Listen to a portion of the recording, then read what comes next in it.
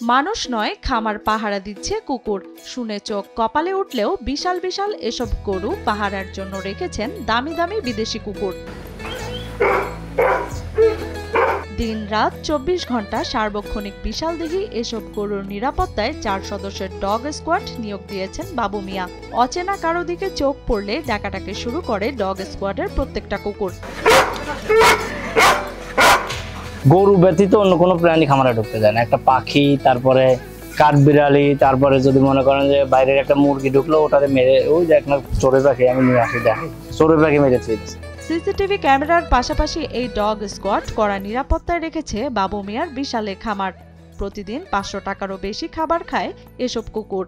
মাত্র 5টি গরু দিয়ে খামার করে এখন 40টিরও বেশি গরু রয়েছে তার খামারে। খামারের নিরাপত্তার জন্য আমি 4টা কুকুর বিদেশি জাত আর কি আমি বাংলাদেশ থেকে সংগ্রহ করি। এগুলো 4টা, আমার 2টা সংগ্রহ করা ছিল, ওগুলো বাচ্চা দিয়েছে, এখন 4টা হয়েছে।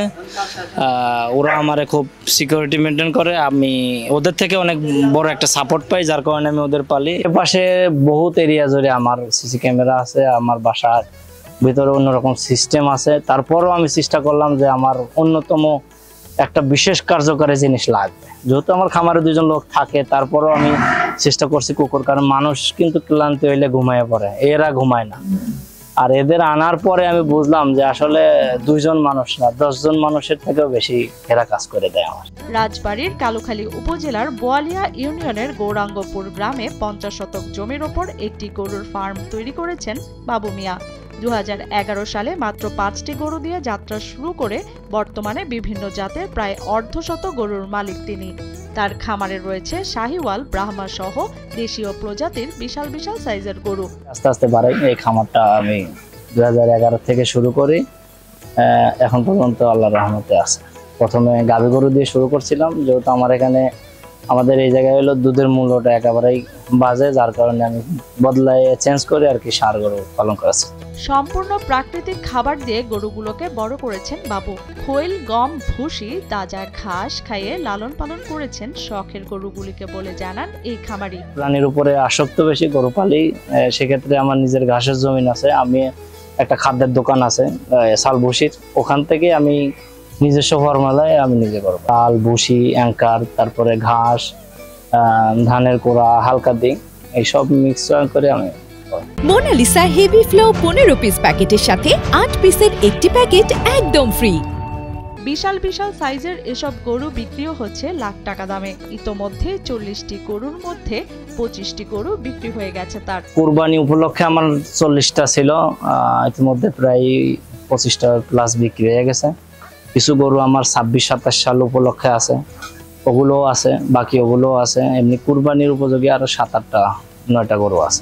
শুধুমাত্র বিশাল সাইজের গরু নয়, বাবুর খামারে রয়েছে বড় বড় সাইজের 2টি খাসি।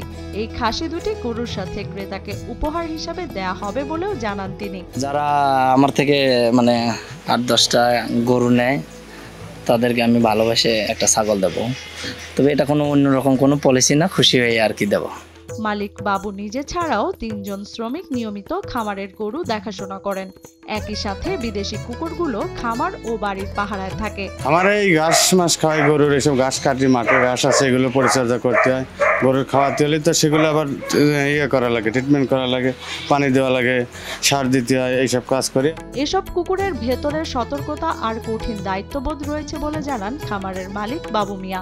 গরু ব্যতীত অন্য কোনো প্রাণী খামারে ঢুকতে যায় না। একটা পাখি, তারপরে কাঠবিড়ালি, তারপরে যদি মনে করেন যে বাইরের একটা মুরগি ঢুকলো, ওটাতে মেরে, ওই যে একটা চড়ুই পাখি আমি নিয়ে আসি, দেখি চড়ুই পাখি মেরে দিয়েছে। কুকুরগুলো আসলে খামারের জন্য খুবই উপকারিতা। আর এই খামারের ভিতরে একটা পাতাও পড়তে দেয় না এই কুকুর। একটা মুরগি ঢুকলে ওই খাসার ভিতরতেই চিক্কের পারবে, একটা গরু ছুটে গেলে ওই জায়গা পর্যন্ত, ওই জায়গায় না বাঁধা পর্যন্ত ওরা ওইরকম চিক্কের পারবে। কোনো সময় আমরা ঘুমালে পরে ওরা ঘুমায় না। এদিকে খামারের শ্রমিকেরা বলছে, খামারের মধ্যে একটা পাতাও পড়লে প্রচন্ড ডাকাডাকি করে এসব কুকুর। গরুগুলোকে দেখাশোনার কাজে কুকুরগুলোর এমন দায়িত্ব অনেক উপকারে আসে পুরো খামারিদের।